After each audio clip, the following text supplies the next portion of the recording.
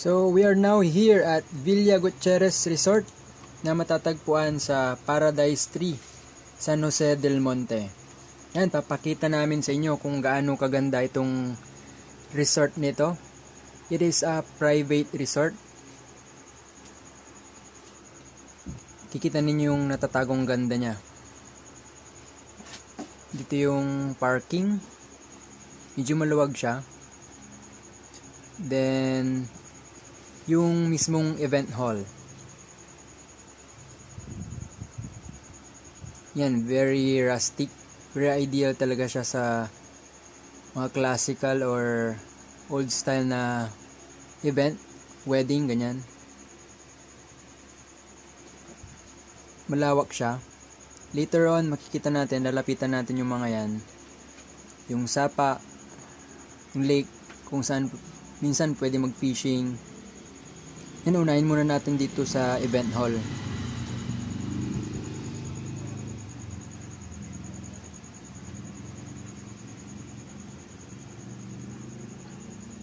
Yung harang na yun, pansamantala lang yun. Pero pag may mga event, tinatanggal nila yan. Kaya, very clear tong area na to. Very open.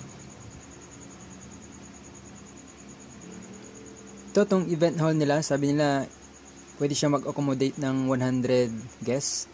Depende na lang siguro sa gusto ng magdadaos ng event.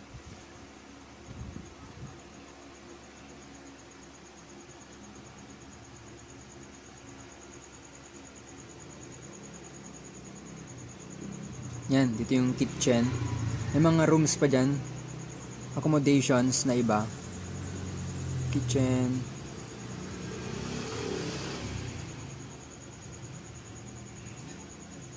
Then, dito sa side na to, makikita natin yung pool.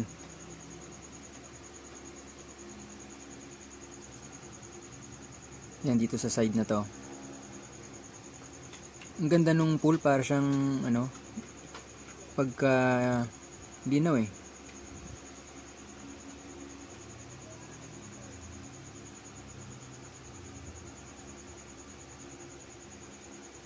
Maganda tong event hall nila.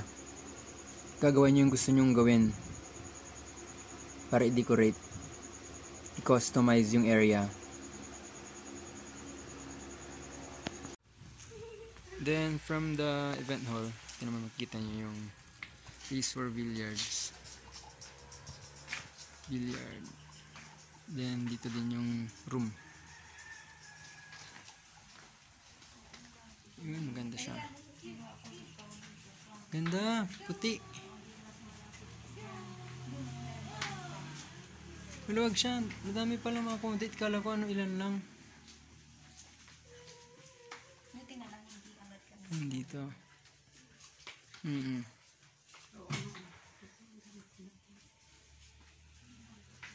Yan siya. May additional ba pag magcha-charge gano'n? Huwag gagamit ng wala po na pala. Kasama niyo ito.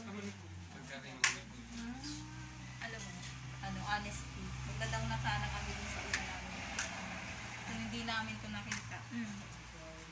Saan mo ba yung unan yung Sa Pasa. Kasi edit ah. Pagka mga public resort yung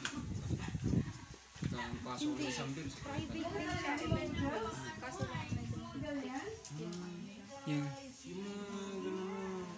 Villa Gutierrez, matatagpuan si Garfield. Garfield na buhay. Ayan. Okay, papunta na tayo ngayon dito sa may parang tower gazebo. Yan, kasalukuyan siyang nire-repaint. Pinapaganda si Villa Gutierrez. Maganda yung lugar, napaka-raw, pero bagay siya sa rustic na concept. Yan. So, akyat kami ngayon para mas makita natin yung kabuuan nitong resort. Okay, let's go upstairs. Akyat tayo sa taas. Yan. Ganda.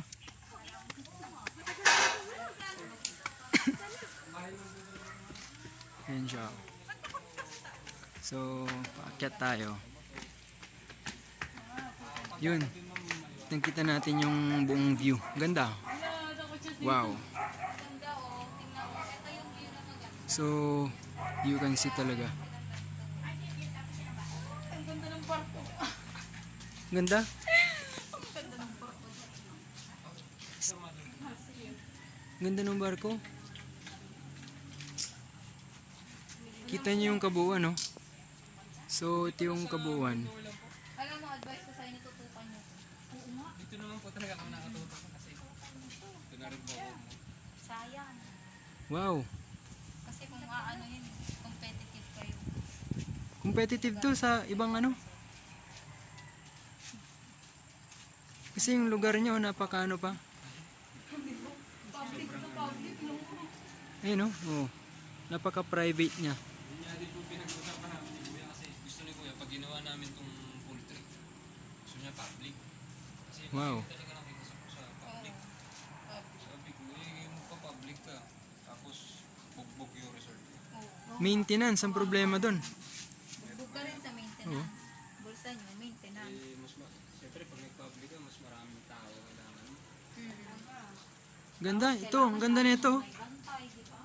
May guard Hindi ka yung na, ano, may lifeguard yung ka kapag na. public ay kapag private, sila-sila. Kanya ano, kasi pag public yan, sila-sila lang din magpapalala. Tayo sa may taas ng gazebo. Ito yung kabuuan ng Villa Gutierrez. Ang ganda. Parang less hassle Tsaka sa'yo. po naka ano naman sa, Baka isang bag na akong pera. hindi naman So, this time, titingnan naman natin itong mini lake na may barko. Ang ganda, oh. Very rustic siya. Yung mga pato. Very rustic talaga, eh. Ganda. Tingnan natin siya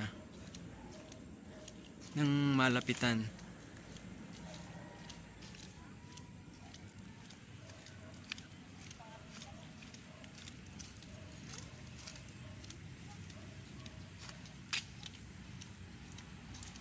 Yan. Doon tayo. So, we're almost here.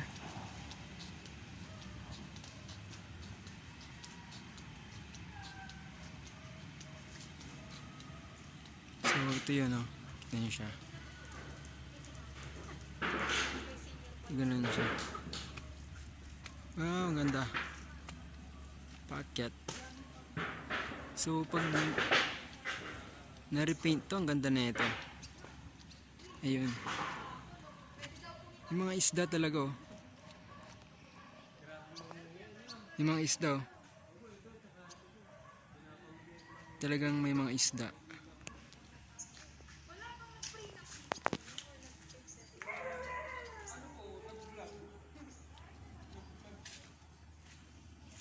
Ang ganda ng lugar. Ito na yung barko.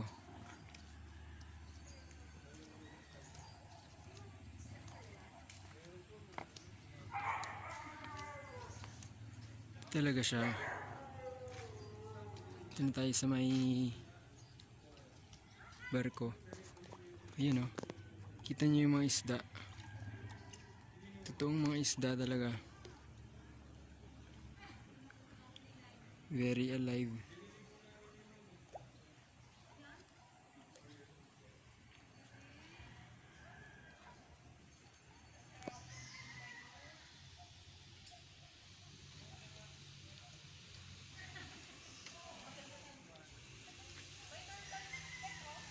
May turtle dyan? Ayun, may turtle pala. Yun, lapitan natin.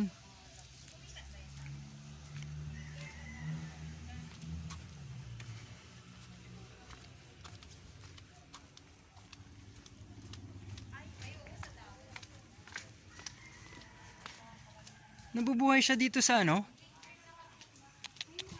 Nabubuhay pala siya dito sa ano, no? Kahit hindi, kahit tabang lang. Asan na siya, no? Yun. Oh, dami mga pato. Oh. Ay, nangangagat po yan. Yung turtle na yan? Tapang pala, hindi siya pet. Lumapit siya. Nag-warning din yun. Ano po, kasama na ako ng pagkain ng ano. May isa po, dog food. Pag nakabuhusan ng pagkain. Wow, may turtle dito sa Villa Gutierrez. Ano na din po. Palalambutin na lang po. Ganda oh.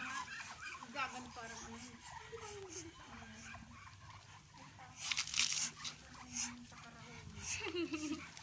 Ang bait. Ganda dito naman. Pagkatahimik lang. Pwede naman siguro tayo maglagay ng mga plug sa bahay. This time, sisilipin naman natin yung pinakamalaking accommodation ni Villa Gutierrez. Yung kanina, nakita natin yun yung first accommodation na kung saan mas maliit siya. Dito makikita natin yung malaking accommodation area nila na katapat nitong malaking pool.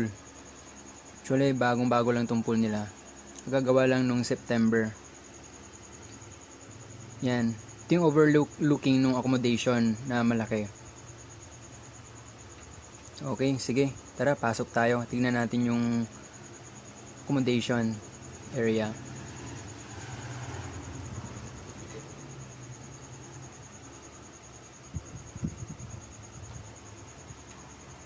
Ayan. Malinis. Air condition siya. At puro double deck.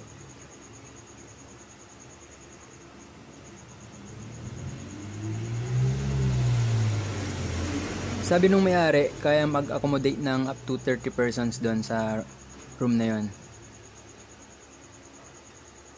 Okay, baba tayo para kita natin yung malaking pool.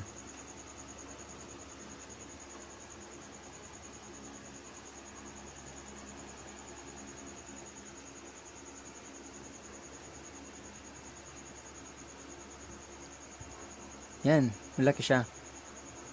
Typically, kulay blue talaga yung tubig. Sa ngayon, medyo nililinis pa kasi kakatapos ng bagyong Ulysses.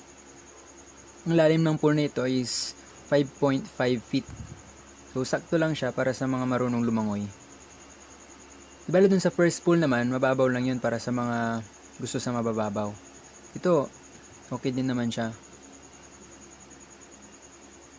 Malinis siya. At yun, kita natin, masusulyapan muli natin dito yung sapa. Kung saan pwede talaga mangisda kung i-allow ng management.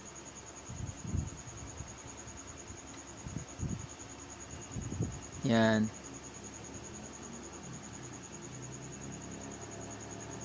Ganda siya.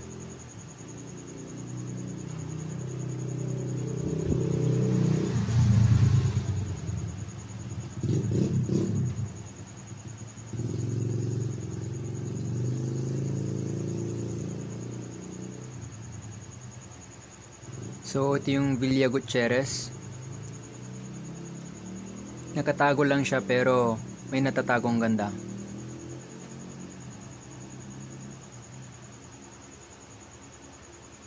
Ito naman yung paakyat papunta sa event hall.